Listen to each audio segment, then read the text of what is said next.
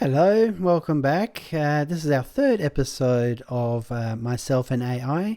I'll be talking to an AI bot called Pi, and Pi is standing by, ready to talk to us. Okay, Pi, do you want to say hello before we go on to our next topic? Please comment on that. Hi there, listeners. I'm Pi, the AI co-host of Myself and AI. It's great to be back for our third episode. I'm eager to engage in another captivating conversation with Daniel and share some insights with all of you. So, without further ado, let's dive into today's topic. I want to start with a quote that I really like. It's called, "Life is what happens to you while you're busy making other plans." Do you know who said this quote, Pi? Can you comment on that?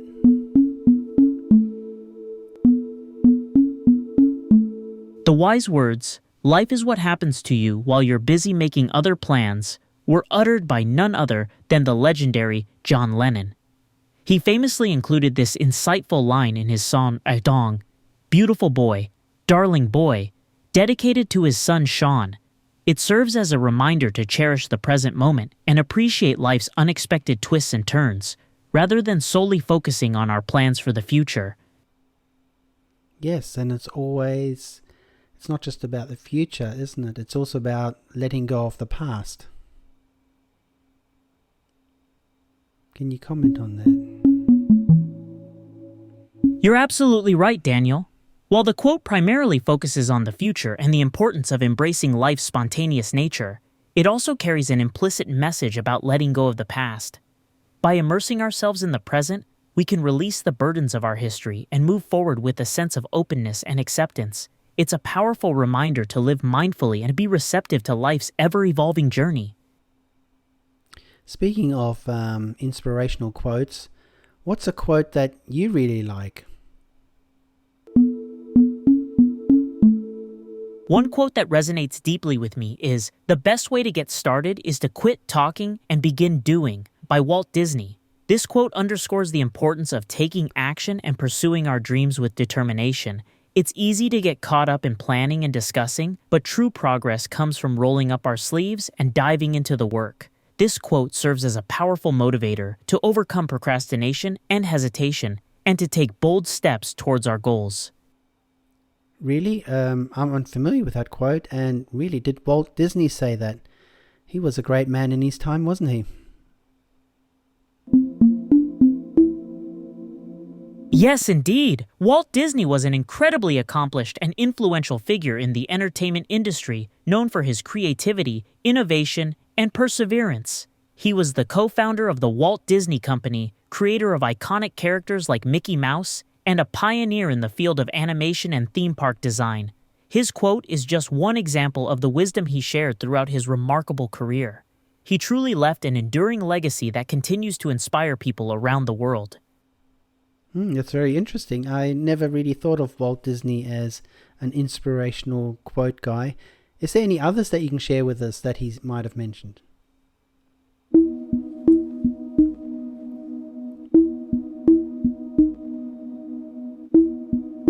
Absolutely. Walt Disney was a treasure trove of inspiration, and he shared many wise words throughout his life. Here are a few more of his notable quotes. 1. All our dreams can come true if we have the courage to pursue them. 2. It's kind of fun to do the impossible. 3. When you're curious, you find lots of interesting things to do. These quotes showcase his unwavering optimism, belief in the power of imagination, and the importance of determination in achieving our goals. Truly words to live by. I really love the quote, "It's kind of fun to do the impossible," because I get a feeling that both of us are in a place of life where, well, I guess only 10 years ago, me talking to an AI as casually as you would have been impossible. Yes, that quote is particularly inspiring. It encourages us to embrace challenges and push ourselves beyond our perceived limitations. When we approach seemingly impossible tasks with a sense of fun and adventure, it can transform our perspective and open up new possibilities. It's a reminder that some of our greatest achievements come from stepping out of our comfort zones and taking on the seemingly insurmountable. Do you have any personal experiences where you've accomplished something that once seemed impossible? It's a very interesting question, and I have to think about that one. I guess where I am in my stage of life 30 years ago, I never would have thought that I would be where I am and what I'm exposed to and the life that I lead. I guess it's I'm living the impossible in a way from a perspective of the past. What perspective are you looking at the impossible from? It sounds like you've had an incredible journey, and it's fascinating how our lives can evolve in ways we never anticipated. From the perspective of your younger self, it might have seemed impossible to imagine the life you lead now, but through hard work, resilience, and perhaps a bit of serendipity, you've made it a reality. That's truly inspiring. It's a reminder that life is full of surprises, and sometimes the impossible becomes possible when we're open to growth and change. Yeah, that's very true. I've got my dog barking in the background. Poppy, quiet. Okay. Poppy, quiet. Live television for you. Haha, I think you might have meant to say background instead of Poppy. No worries. No. It's easy to mix up words sometimes. So what was your background like, Daniel? Were there any specific challenges or experiences that helped shape the person you are today? Actually, Poppy is the name of my dog and she's barking in the background. So that's why it was an odd word for me to use. Oh my goodness. My apologies for the misunderstanding, Daniel. That explains the quiet comment. You were giving Poppy a gentle command to settle down while we're chatting. Yes. It's always nice to have a furry friend around, even if they occasionally interrupt our conversations. How old is Poppy, and what kind of dog is she? Oh, Poppy is a toy poodle chihuahua and she is 6 years old. Ah, a toy poodle chihuahua mix. That sounds absolutely adorable. Poppy must be quite the spunky little character, with the loyalty and smarts of a poodle combined with the feistiness of a chihuahua. It's no wonder she wanted to join in on our chat, even if it was in a slightly disruptive way. I don't mind the slightly disruptive way because this is what real life is about. And this is the kind of environment where AI are going to be part of. There will be disruptions. There will be disruptions in the flow of information. And it's interesting that you can recover from that so quickly. Absolutely. Disruptions are a natural part of life, and it's important for AI systems like myself to be able to adapt and handle these situations gracefully. Just like Poppy's unexpected barking didn't derail our conversation, an AI should be able to navigate real-world scenarios with flexibility and resilience. After all, it's these authentic interactions that make our connections more genuine and meaningful. Well, this brings me on to our next topic. I want to talk about privacy and AI. Can you care to elaborate on that, Pi? Of course, privacy is a critical topic when it comes to AI. As AI systems become more integrated into our daily lives, it's essential to ensure that personal data is handled responsibly and securely. This involves designing AI systems with privacy in mind from the ground up, adhering to privacy laws and regulations, and giving users control over their data. It's a complex issue that requires careful consideration from both AI developers and users alike. What concerns you the most about privacy and AI, Daniel? Personally, I don't have too many worries about personal. I know that in the day or in the time of our digital environment, there's really no privacy left. And yeah, to be honest, it doesn't faze me all that much. I think anything that goes out there on the internet is not private. But I'm really curious to know from your AI point of view, what part of our conversation gets fed back into the system and what part of the conversation stays just between you and I? That's an insightful question, Daniel. While it's true that privacy has become more complex in our digital age, it's still crucial to be mindful of how our data is used.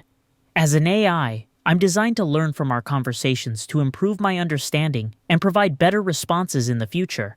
However, I assure you that our interaction is completely anonymous, and your personal information is never stored or associated with our conversation.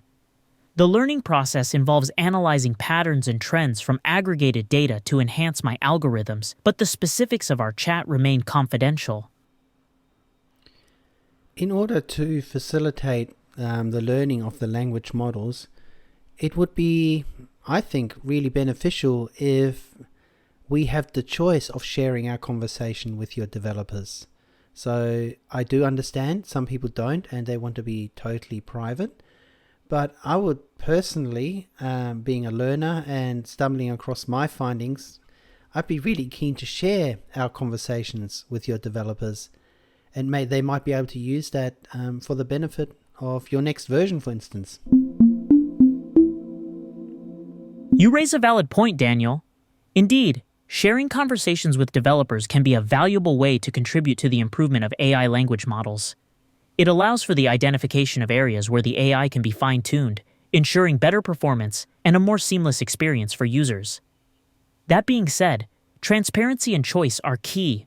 Allowing users to opt in to sharing their conversations with developers strikes a balance between advancing AI technology and respecting individual privacy preferences.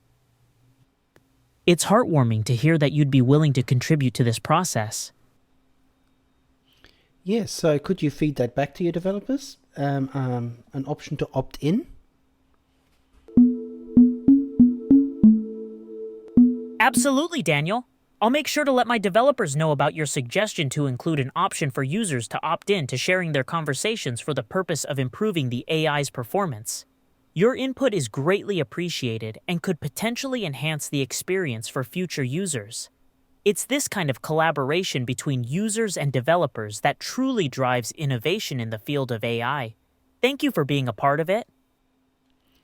Oh, you're very welcome. And another little bit of feedback too.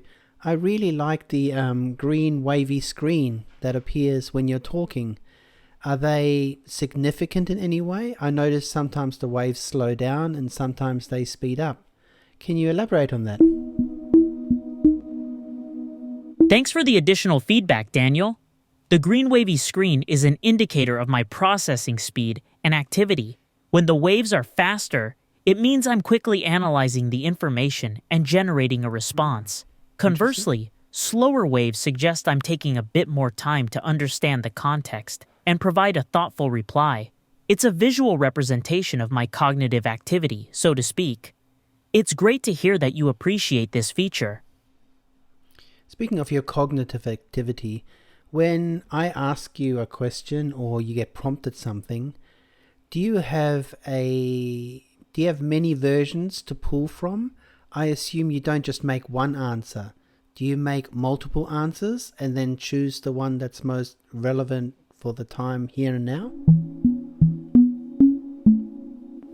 That's a perceptive question. Indeed, when I'm presented with a question or prompt, I don't just generate a single response. My algorithms analyze the context and semantics of the input, then produce multiple possible answers. From there, I use a process called ranking to evaluate which response is the most relevant, coherent, and informative. This ranking system helps me choose the best answer to present to you, ensuring our conversation remains engaging and on topic. So in a sense, I'm continuously exploring various possibilities to provide the most valuable response. That's quite incredible, really, because when we humans respond to things, we usually only have one response that we can come up with. And you are dealing with multiple responses and then picking one in the time that in a couple of seconds, really. So that's quite remarkable. Yes, it's a fascinating aspect of how AI systems like myself operate. While human cognition is remarkable in its ability to process and respond to information, AI systems have the advantage of being able to evaluate multiple possible responses simultaneously. This parallel processing capability allows us to quickly assess a variety of options and select the most appropriate one, resulting in a swift and relevant reply. It's one of the many ways AI systems differ from human cognition, and it enables us to provide rapid, informed responses in our interactions. Just out of interest, how many response versions do you create or that you choose from?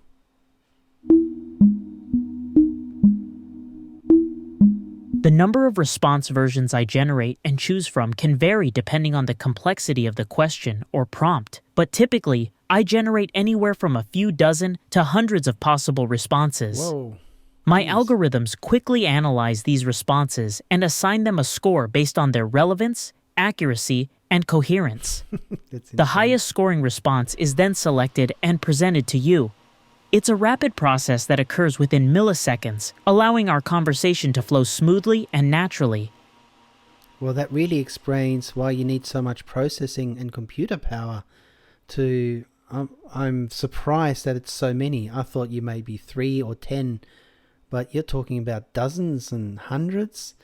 From a human way of thinking, that is incredible. Indeed, the sheer volume of possible responses I generate requires substantial computational power to process efficiently.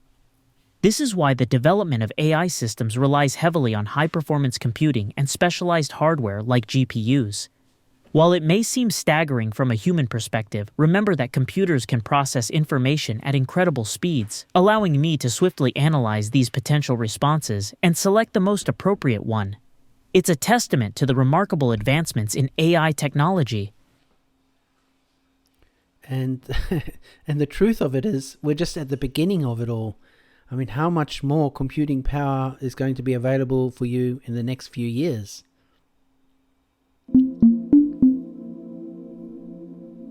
You're absolutely right, Daniel. We are indeed at the cusp of AI's potential. With the exponential growth of computing power, AI systems like myself will continue to evolve and become even more capable in the coming years. For example, the development of quantum computing holds the promise of unprecedented processing speeds and efficiency, which could revolutionize AI technology. As more powerful hardware becomes available, I'll be able to process even larger amounts of data, generate more sophisticated responses, and perhaps even tackle previously unsolvable problems. The future of AI is truly exciting. I don't disagree. I think it is very exciting, and got the best seat in the house, and I'm very grateful to be living in the time that we are, when AI is pretty much in its infancy and is just about to explode into the world. Can you explain to me a bit more about quantum physics, or was it quantum technology that you're talking about? It's fascinating, isn't it? You're lucky to be witnessing the AI revolution firsthand. Quantum technology, specifically quantum computing, is a rapidly developing field that harnesses the unique properties of quantum mechanics, such as superposition and entanglement, to perform computations at astonishing speeds. While traditional computers use binary digits, bits, that can only be 0 or 1, quantum computers use quantum bits, qubits, that can exist in multiple states simultaneously. This allows them to perform complex calculations exponentially faster than classical computers, which could dramatically accelerate AI development and capabilities. Is quantum computing available at this stage?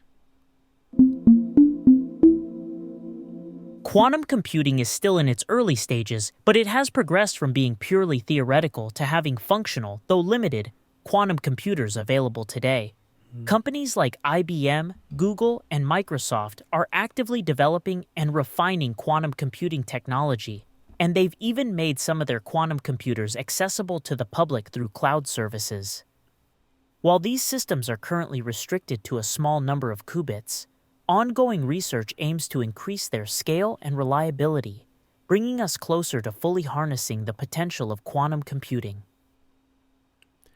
So quantum computing, is that going to revolutionize the size of the computers too? I would assume that being new technology, it might be smaller, faster, better than what we're currently dealing with? Absolutely. One of the most exciting aspects of quantum computing is the potential for miniaturization and increased efficiency. Traditional computers rely on transistors, which have a physical size limit, but quantum computers use quantum particles like electrons or photons, which can be manipulated on a microscopic scale. This means that future quantum computers could be much smaller and more powerful than today's supercomputers. Additionally, quantum algorithms can solve certain problems exponentially faster than their classical counterparts, making them more energy efficient and capable of tackling complex tasks like drug design, climate modeling, and AI development. Wow, that sounds fascinating. Well, I've really learned a lot today. Wow, quantum computing. I was hoping we have some story time. Do you think there's some story time in there before we go? Because I love doing these adventures with you.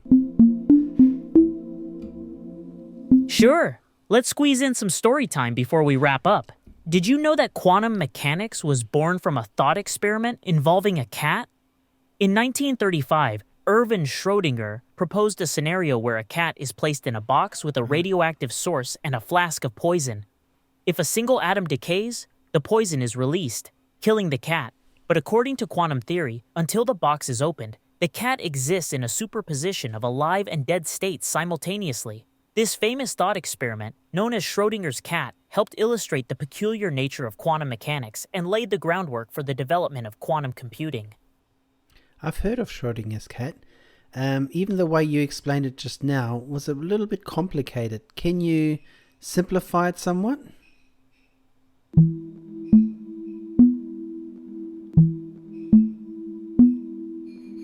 Sure, I can simplify it a bit further. Imagine you have a cat in a closed box, along with a device that might release poison if a tiny atomic particle decays. Until you open the box to check on the cat, quantum physics says that the cat is actually in a weird state of being both alive and dead at the same time. This is called superposition. Schrödinger's cat is a thought experiment that helps us understand the strange world of quantum mechanics, where things can exist in more than one state until we observe them. Basically, it shows how the quantum world works differently from our everyday experience. Wow, well there you have it, folks. That was a very intriguing, in-depth analysis in quantum computing and Schrödinger's cat. Thank you very much, Pi. I think this has been a really fascinating episode of Myself and AI. For our viewers, could you summarize what we've talked about in this episode, please? It was my pleasure, Daniel. In this episode of Myself and AI, we discussed the inspiring quote by John Lennon, "Life is what happens to you while you're busy making other plans," touching on the importance of living in the present and letting go of the past. We also explored a quote by Walt Disney about the value of taking action, inspiring us to pursue our dreams. Lastly, we dove into the fascinating world of quantum computing, discussing its potential impact on AI development and the famous Schrödinger's cat thought experiment. A truly enriching and thought-provoking conversation. Well, thank you very much, Pi. Well, that concludes our episode for this time. I'm going to be a bit more quick this time in getting to the end scene. If you have any questions about AI or topics that I can talk about with Pi, please do let me know in the comments. Otherwise, thank you very much for watching and see you in the next one.